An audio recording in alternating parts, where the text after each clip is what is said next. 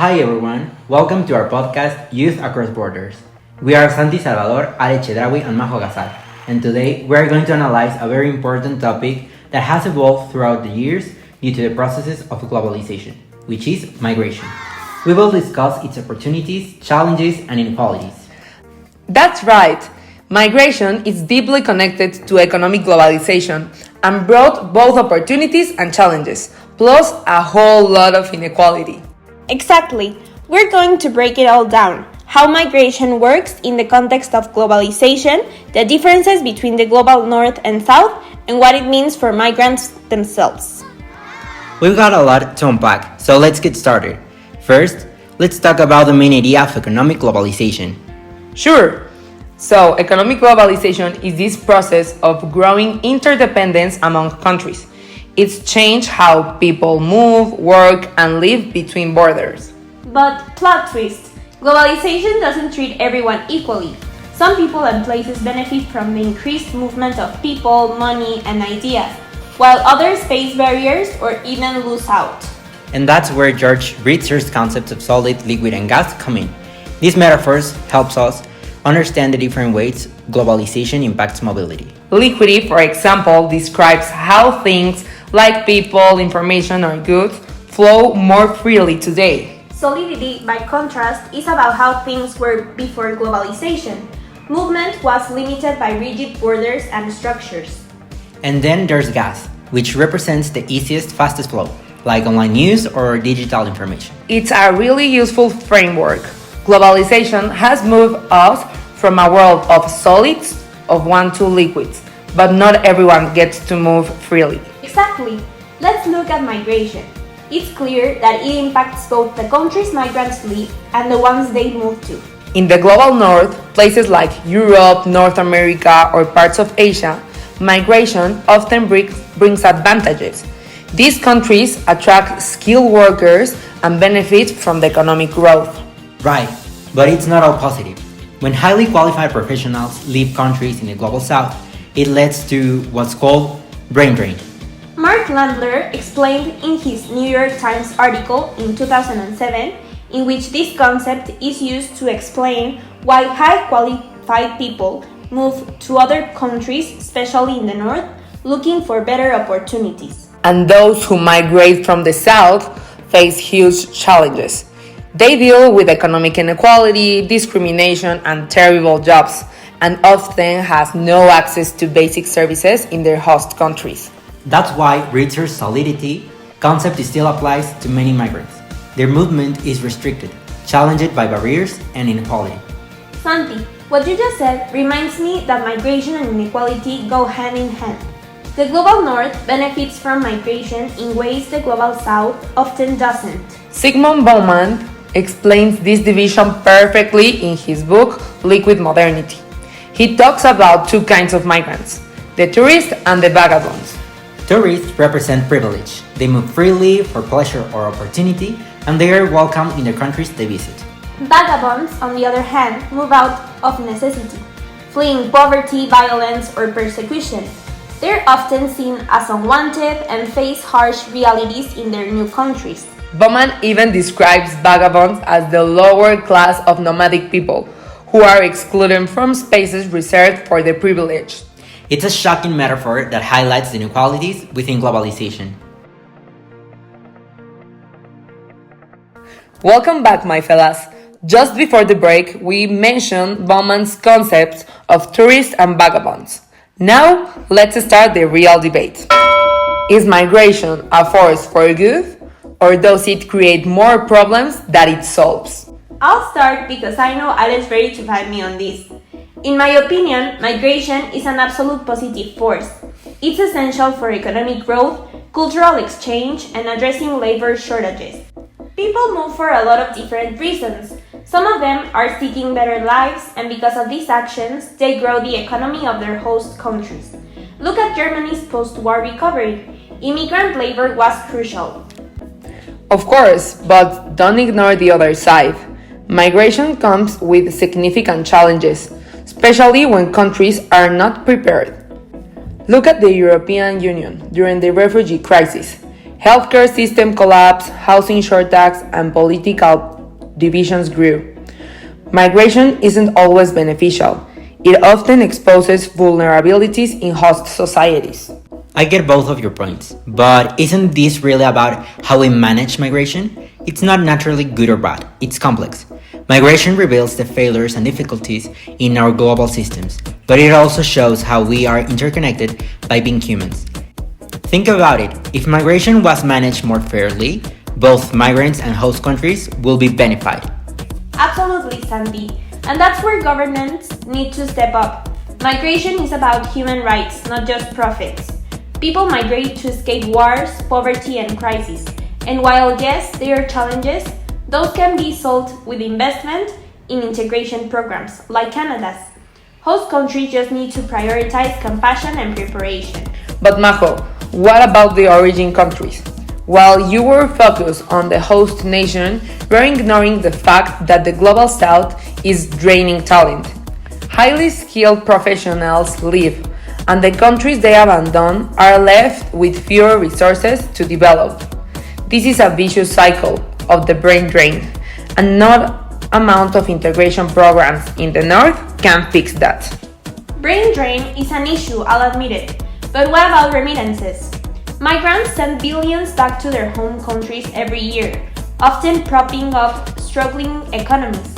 In fact, the World Bank reported that remittances to low and middle-income countries reached nearly $540 billion in 2020. That money supports families, funds education, and drives local development. Both of you are right, but let's not oversimplify. Yes, remittances are vital, but they do not always translate into structural development. And yes, brain drain hurts, but isn't that a symptom of global inequality? People don't leave because they want to, they leave because they have no choice. Migration exposes how uneven globalization really is. Exactly, Santi. And that's my issue. Globalization has created this illusion of free movement, but it's not free for everyone. People from wealthier countries move easily because they are liquid, as Ritzer will say, but migrants from poorer nations are often stuck in precarious conditions.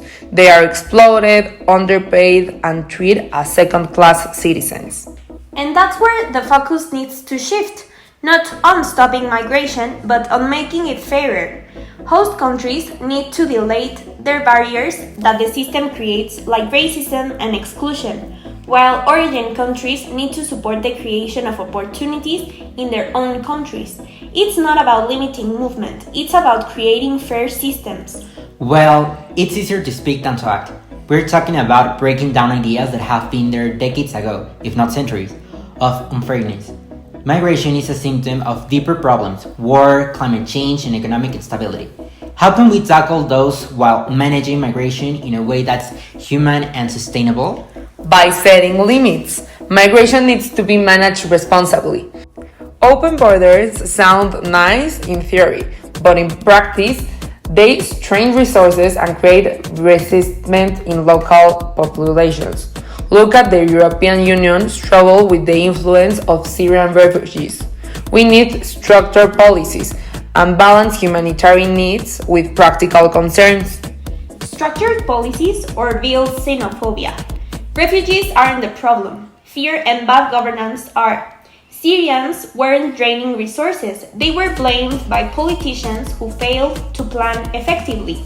History shows that when migrants are supported, they contribute immensely. The United States, for instance, was built by immigrants. Okay, but isn't there some middle ground? Migration shouldn't be a free-for-all, but it also shouldn't be treated as a threat. What if we focused on building international frameworks for migration, agreements that ensure migrants' rights are protected while addressing host countries' concerns? That sounds nice, Auntie, but international cooperation is an illusion. Countries prioritize their own interest. Why would a wealthy nation like the United States or Germany invest in development of the global south when they benefit from its struggles? And that's the problem, Ale. This isn't just a policy issue, it's a moral obligation. Migration isn't going to stop. People will always move, whether by choice or necessity. The question is, Will we create systems that allow them to thrive, or will we let global inequalities continue to define who has the right to move? That's exactly it, Majo. Migration is about people, not just policies or politics. If we focus on human dignity, on creating opportunities for all, regardless of where they are born, we can turn migration from a divisive issue into an unifying force. But we have to be realistic. Globalization doesn't treat everyone equally, and neither does migration. Until we address those underlying inequalities, migration will always be a polemic issue. Polemic doesn't mean we stop trying about this issue. Migration is how our humanity is evaluated, and it's one we can't afford to fail. Look, I see where both of you are coming from, but we can't cover the sun with our finger. Migration is part of a global system that benefits some and excludes others. Ale, you're focused on the problems it causes, and Majo, you're all about the opportunities. But isn't the real issue how global structures encourages inequality? That's what I mean. These global structures are why we need controlled migration policies. If we don't set boundaries, the disparities only increases. Like Gazal and Miller argue in The Age of Migration, and I quote, "International migration reflects global inequalities, but also reinforces them. Without regulations, we risk overwhelming host societies while abandoning the origin countries to their struggles." But those policies you're advocating for, Ale, often criminalize the people who need help the most. Refugees fleeing war or famine shouldn't have to jump through bureaucratic hoops to survive. Bowman captures this perfectly when he says, and I quote, "The vagabonds are not a burden. They are a mirror reflecting the failures of globalized modernity." Shouldn't we focus on fixing those failures instead of blaming the people causing them? Both of you are right. Migration does mirror global failures, but regulation isn't inherently oppressive. It's about how we regulate. Policies should balance humanitarian needs with the stability of the society. That means clear pathways for asylum seekers and economic migrants, while also addressing root causes like poverty and conflict in the global south. Okay, but do you really think we can fix root causes while dealing with the current migration challenges? Governments barely cooperate on climate change. Why would they prioritize equitable migration systems? It's naive to think international cooperation will solve this. Naive, Ale, or necessary? If we don't push for cooperation, what's the alternative? Fortress states? More walls? History shows that isolation doesn't work. We need multilateral approaches. Global challenges require global solutions, even if they're difficult to achieve. And that's where I think we can find common ground. Migration doesn't have to be divisive if we approach it as a shared responsibility. Countries in the global north benefit from migrants, labor, and innovation. They should also invest in addressing the inequalities driving migration in the first place. We're not talking about charity. We're talking about creating a system that works for everyone. Fine, but also we need to be realistic about public opinion. Host countries face resistance when migration spikes. It's not just a policy issue, it's a social one.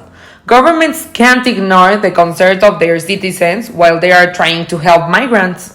And ignoring migrants' rights only fuels resentment and division. If governments invest in integration programs, they can turn migration into an asset rather than a perceived burden. We're talking about creating communities, not just policies. Exactly, Majo. Just like the UN mentions on the World Migration Report in 2022, and I quote, "The complexities of migration in the 21st century reflect not just individual decisions but systematic global inequalities, requiring a cooperative and multidimensional approach." So, migration isn't just about people moving across borders, it's about reshaping societies.